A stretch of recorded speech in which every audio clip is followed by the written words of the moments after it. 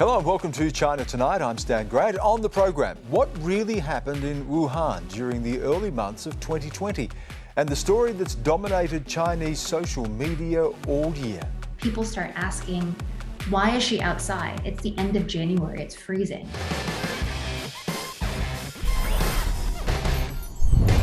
First tonight, the epic rise of fast fashion outlets in China. From Gen Y to Gen Z, Chinese fast fashion has risen to global domination through the likes of brands like Alibaba and now Shein. But while international brands envy and learn from their example, there is a catch to the success of the industry. Michael Luu has the story. First, I got some new summer. Just got this dress. Okay, I'm obsessed. This outfit, love it. I hope this helps you pick the perfect pair. If you like clothes, you may notice nowadays that your social media feed may be swarming with fast fashion content. Shop with me. So much color. Summer a spring haul. It's big business. Led by Chinese player Shein, which made $20.5 billion in revenue last year. There are almost 9,000 new online arrivals a day, and the prices are super cheap. You can get a top for $5, a fetching rhinestone belt for 10, or these practical sunglasses for 6. And who is manufacturing the success? China. Who is paying for this success? Also China. But who is driving this success? Millions of Gen Z youngsters who are obsessed with TikTok.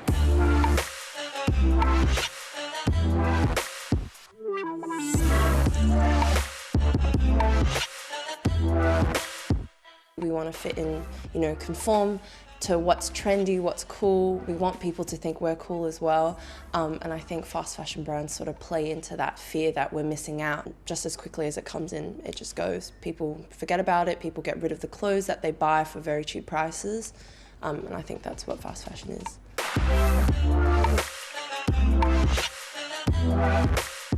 Lizzie Ko is a big name on TikTok with a whopping 168,000 followers. Shein is one of the notable fast fashion brands lately. What has given it rise in recent times? I think social media definitely, especially with TikTok being a very big thing during quarantine or lockdown, sort of saw a rise maybe in like 2019, 2020. Shein's TikTok hashtag has more than 24 billion views. The most popular are Shein hauls, with users posting outfits from bulk orders. Okay, my Shein package just came in. Shein haul. I sort of fell into the trend of just bulk buying Shein products. I didn't even need it, but sort of that cheap price tag entices you, thinking, oh, I can get a top for like, what, $10 or something. Shein's popularity is inspiring many other fast fashion players like Zaful, Fashion Nova and Pretty Little Thing. The website sort of layout and design is very, very similar, and I think they try to make the consumer a little bit sort of, how do I say it? Remind the consumer about what they love about Shein, so they're trying to replicate that success. And what else do they all have in common? They all rely on Chinese manufacturing. In the first 2 months of this year, about 6 billion meters of clothing fabric was produced in China. Shein, as an example, operates like an e-commerce platform for smaller Chinese suppliers. Shein can further sometimes squeeze the manufacturing cost and transfer part of this cost to other, franchise suppliers and further lower down its manufacturing cost. Dr. Lee says this model allows Shein to run product trials en masse. Meanwhile, suppliers bear some of the cost of unwanted items. So maybe more than 90% of these items are not popular at all. They just need, a few items very popular, then they can guarantee the profit. While global consumers hop on the latest trends, China has to deal with waste from these unwanted items. China produces more than 20 million tons of fashion-related waste products each year, from production and used clothing. Researchers say Shein workers in China are producing roughly 120 pieces each per day. We all work 11 to 12 hours a day, and that's not 5 times a week, but 7 times a week. They usually have 1 day off per month. Researcher Timo Kolbrunner from Swiss watchdog Public Eye has been investigating Shein. The most problematic aspect are first, the incredibly long working hours, then that no one of the workers has a contract, no one of the workers interviewed had received any social security benefits. His investigators on the ground in China spoke to 10 workers from 6 factories in Guangzhou. You don't have any fire exit, you have like hallways that are blocked, and then sometimes we even found barred windows. In the 2021 Fashion Transparency Index, Shein and its counterparts, like Fashion Nova, were among the world's least transparent fashion businesses. Shein recently released its first sustainability report to improve transparency. It said 12% of 700 suppliers had major violations that threatened their closure. Almost a third were not prepared for a fire. A spokesperson for Shein told China Tonight that they enforce a code of conduct for all suppliers and have strict audits using third-party firms. They said the company is committed to protecting the environment, supporting communities, and empowering entrepreneurs. However, its Gen Z consumer base are voicing concerns over the fast fashion industry. The hashtag Boycott Shein now has over 4.8 million views on TikTok. At first, when I purchased from Shein, it was sort of like a too good to be true moment, but then reality starts to sink in, then you start to sort of uncover and understand the repercussions behind buying from a fast fashion company, and I sort of distance myself. And I feel like a lot of influencers that are I'm in touch with also sort of distance themselves from fast fashion companies as well. Time will tell how Shein and its fashion peers will address these issues. Despite criticism, Shein is still China's most successful fast fashion label. For now, they're still Australia's #1 shopping app. Meanwhile, China will continue to grapple with the fast fashion cycle. And Michael Luu joins me now. Michael, Shein is known as a Chinese company, but not really now, right? Well, technically, the company is under a Singaporean parent company now after it deregistered its Chinese business last year. So it's hard to say whether it's still Chinese or not. But why is this the case? It has to do with this rumoured IPO on the US stock exchange. Now, Dr. Lee, whom you saw earlier in the package, explained to me that by redomiciling or changing its national identity to Singaporean, the company is able to evade the negative impact of the trade war between China and the US, and at the same time, it can also bypass the strict regulations that the Chinese government sets for its local or domestic businesses that want to list overseas. Now, who's buying these products? Is it Chinese people themselves, locals in China, or others? Funnily enough, it is actually a brand made in China, but not necessarily for the Chinese people.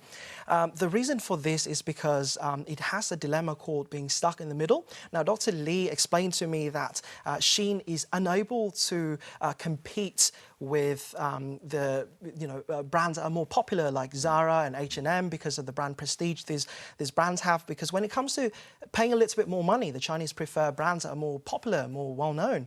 And when it comes to prices, Shein's products are not necessarily as cheap as the local producers and suppliers' products. So it's not profitable for them to sell to Chinese consumers at all. Michael, thank you. Cheers. Now for the latest news out of China. And joining me is Yvonne Yong. And Yvonne, in a big development for Hong Kong, Carrie Lam, the controversial current chief executive, won't be recontesting her job. Hi Stan, yes, Carrie Lam is believed to have been on the mainland in recent days and today announced she will not run in the upcoming leadership elections. She told reporters she had faced unprecedented and enormous pressure. Her 5-year term has seen violent clashes during protests about the extradition bill and, of course, the COVID-19 pandemic. This is a question of my personal wish and aspiration. And my personal wish and aspiration is entirely based on my family consideration. Carrie Lam is now due to finish her term on June the 30th after more than 40 years of public service. And joining me now is Chris Yeung, former chief writer of Citizen News and a veteran political journalist. Chris, thank you so much for giving us your time.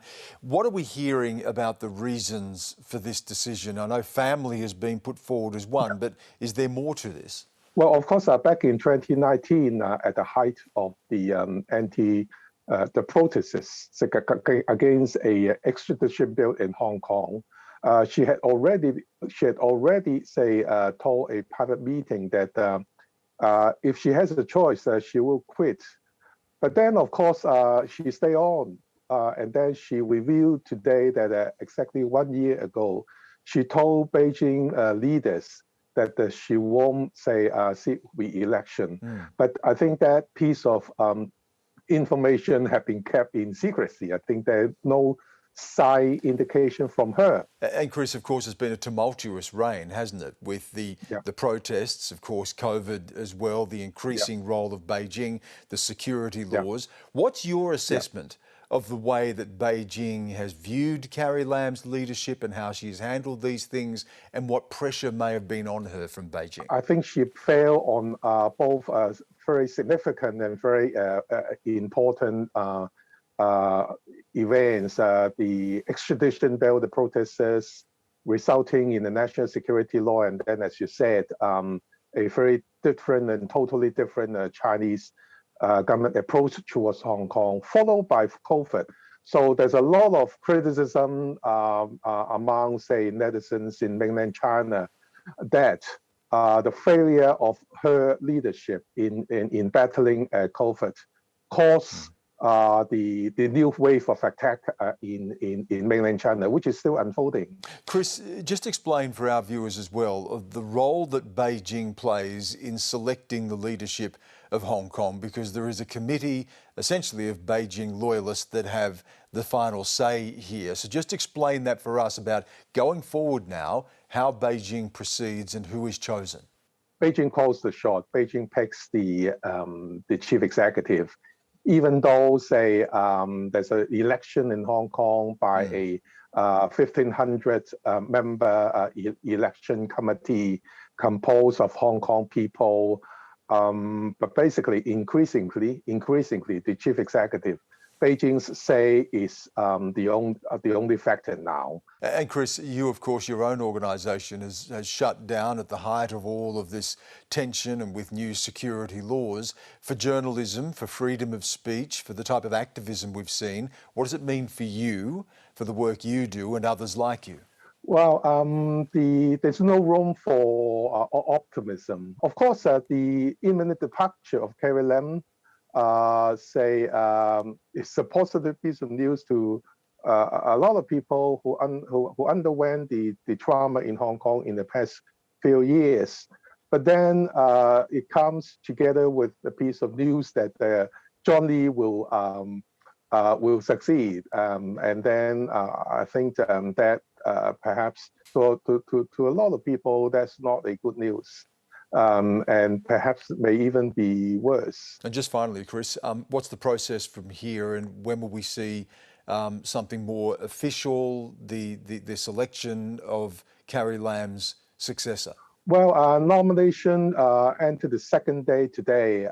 It's very likely that John Lee will either today or tomorrow, say, tender his resignation, and then will become clearer that he will run for the post.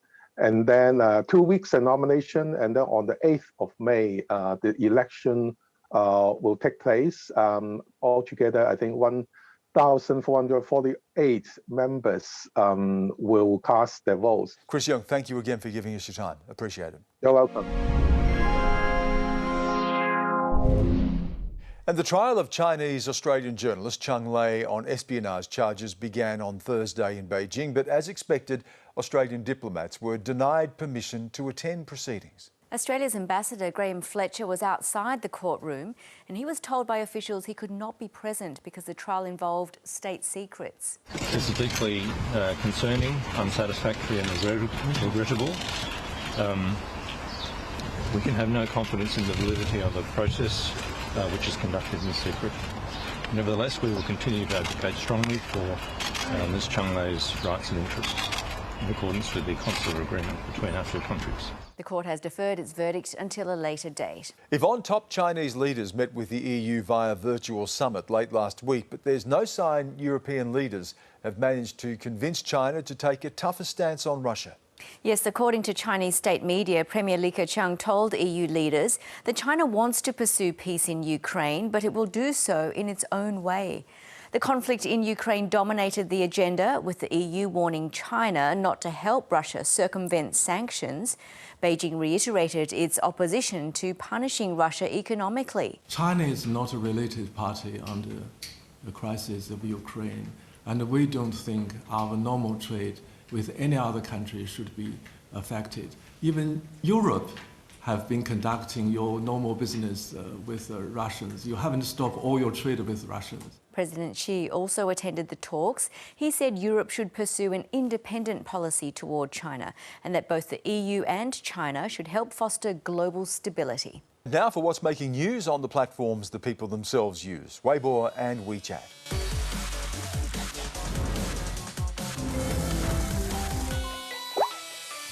China's commercial hub of Shanghai remains at a standstill with lockdown extended for the city of 26 million. And while most people are going along with the rule, there are signs of growing frustration. There are, Stan. The lockdown measures are extraordinarily strict in some areas. In some cases, that means children are reportedly being separated from their parents. In response to the reports, one commenter on Weibo said, small pets in Shenzhen can be isolated with their owners. Why can't the mother in Shanghai be isolated with her daughter? The city is currently undergoing a staggered lockdown to facilitate mass testing, but residents report food and other supplies are running short in some areas, as well as access to life-saving medical treatment. This video was removed from the internet by China's censors. It shows residents of one housing estate in Shanghai's Minhang district chanting, "We want to eat and we want the right to know." People here haven't been able to leave since the 2nd of March. Despite the complaints and signs the shutdowns threaten to derail the economy, Beijing maintains its zero COVID policy is the right one. 是从快的落实各项措施，只要我们做到这些，还是能够实现这个清零的这样一个目标。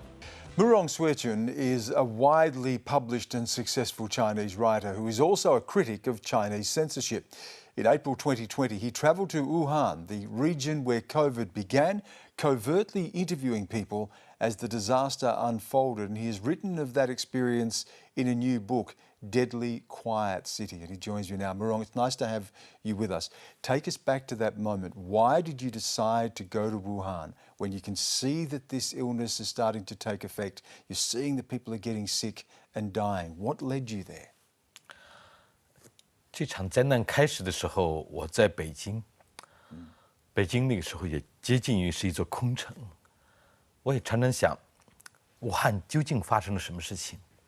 但是因为中国政府的新闻审查和封锁，武汉的人很难发出他们的声音来。没有感觉害怕，然后我当时呢就开始做准备，买了一张车票，订了武汉的酒店，然后悄悄地上了去武汉的火车。当然呢，我也一直担心会被秘密警察们发现，事实上他们也很快就发现了。就在去武汉的火车上，我就接到了一个神秘电话，但是我没有接，然后他们打了2次。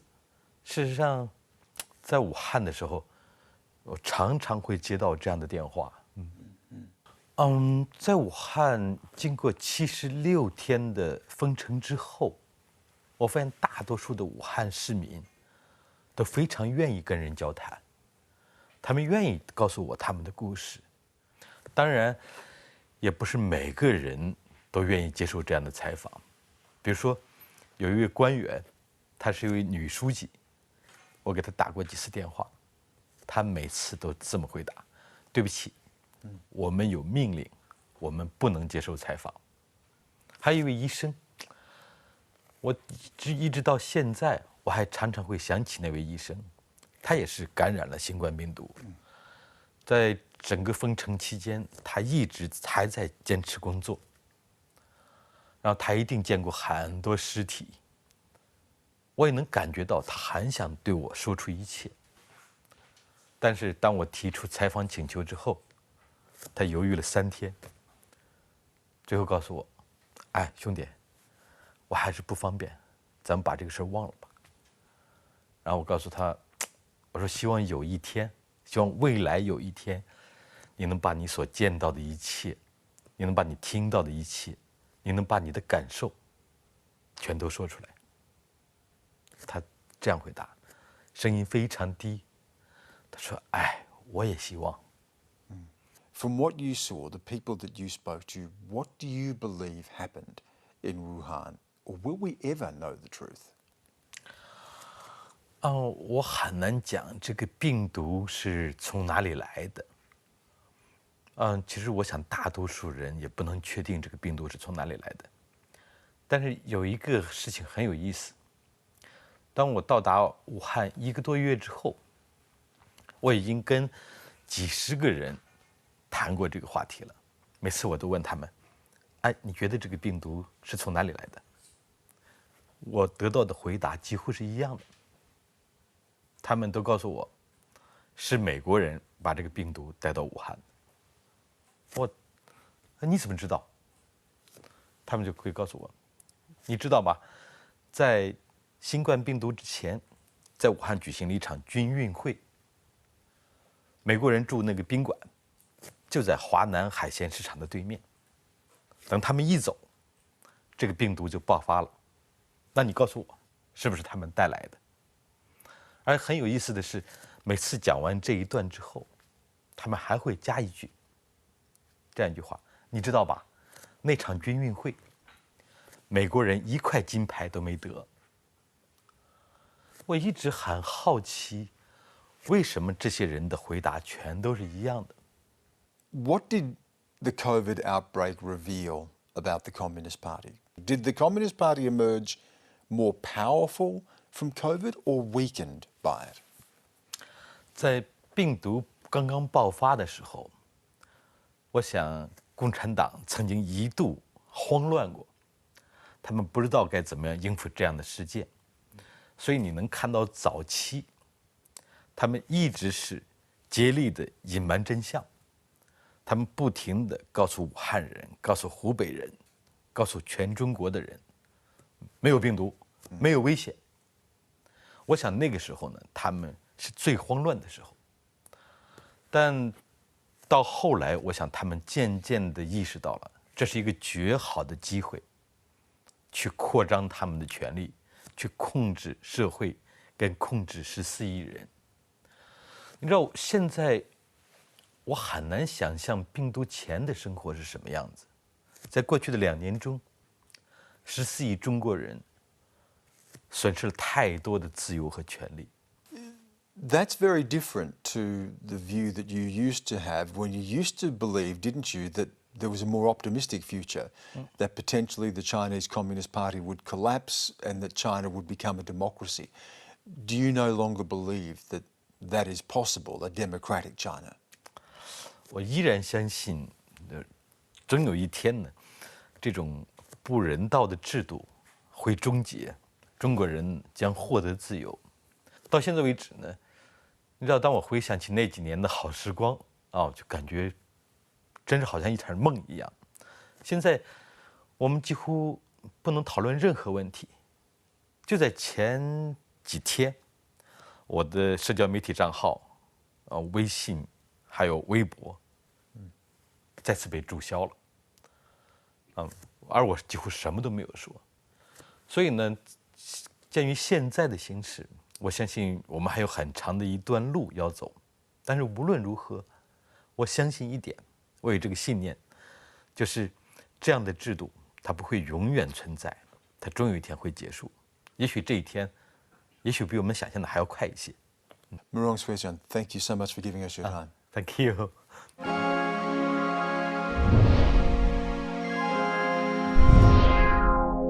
And finally, the impact of social media can sometimes be very powerful. A video that went viral earlier this year showing a woman chained and clearly distressed galvanised public opinion, and the excuses being made were not accepted.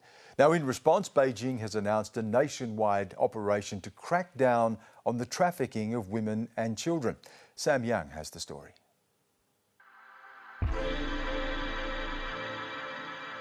Human trafficking was high on the agenda at the National People's Congress earlier this year. 漠视群众权益的，要坚决追责问责，对那些拐卖妇女儿童的犯罪行为要严厉打击，严惩不贷。 And the Ministry of Public Security even announced a year-long campaign to tackle the issue, which has been dominating social media since early January, thanks to this video, which went viral. 我给你拿个衣服穿上吧。我给你拿个衣服穿上吧。我给你拿个衣服去，好不好？我给你拿件衣服。我看你咱有爱心是。It shows a woman in Suzhou chained to a wall in a doorless shed, and it outraged millions across China. People start asking, why is she outside? It's the end of January, it's freezing. And why is she chained to this wall? Is this man even her husband? The clip was filmed in Suzhou by a vlogger exploring the area who posted it online. And here the attention was massive. The number of clicks and reshares and comments on news about this chained woman exceeded all the viewership numbers for the Winter Olympics that were going on at that time. At first, officials in the area denied there was a history of human trafficking in the case, instead saying she was a mother of 8 and married, tied up due to violent fits from mental health issues. But social media users weren't convinced. People were asking, first of all, how had this woman had 8 children? At the time that she would have started having these children, there would still have been birth limits limiting any couple to just 1 child. Right now, the birth limit is at 3 children. In the broader context that Chinese people know that a lot of women got trafficked into those rural areas, forced into marriage. So there's this public uproar that censorship was not able to completely suppress. People started sharing stories of trafficking, and the conversation dominated internet platforms. I'm at Southwest Shandong. My grandmothers are living in rural area. There are women in village who was trafficked. It's not something rare. My mum said in the past there was a 16 or 17-year-old girl who lived in a village nearby who was trafficked. Luckily, people found her a few years ago. Human trafficking is an issue that has dogged the country for years. There's no statistics, but people know it exists and this is a common issue. Experts say the issue of women being sold to men has been exacerbated by the now defunct one-child policy, which skews the gender ratio in the country. For every 100 women, there are 105 men. The men who are at the bottom of society couldn't find women to marry. So there's massive trafficking, not only within China, but also between countries around China and China. Most of the Vietnamese human trafficking cases that to sell other brides to a Chinese men. Dou Yuvei helps rescue people trafficked from Vietnam to China. At least 100 calls a year for help. Some people who were originally trafficked and some people trafficked many years ago. We even rescue people who were trafficked more than 20 years ago. So they might living in a remote area in China and they have no idea where they are. Human trafficking in Vietnam, actually about 90 of those are trafficked to China and about 10% to other countries. While it is a crime in China, advocates say the laws need to be strengthened. Common criticism towards the law is that the buyers are punished too lightly. It's up to 3 years in prison. If you traffic some exotic animals, you can be punished harsher. Unable to ignore social media backlash, local officials continued their investigation of the woman in Suzhou. The Ministry of Public Security reportedly said they found her family through DNA testing. But for people online, they're still not convinced that this is indeed the right identity for the person. 17 local officials have been sacked or investigated, and the so-called husband was arrested, along with 2 other people.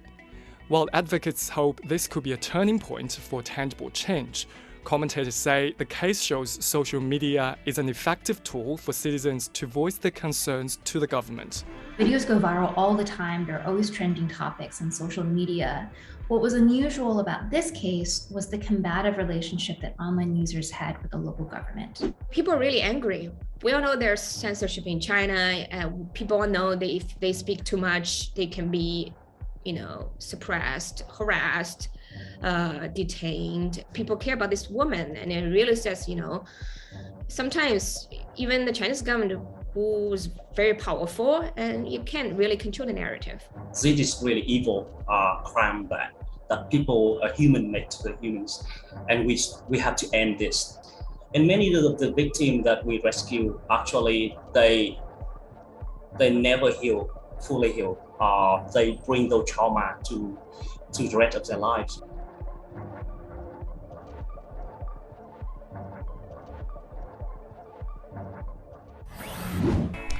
That's all we have on this week's show. I'm Stan Grant. Have a great night.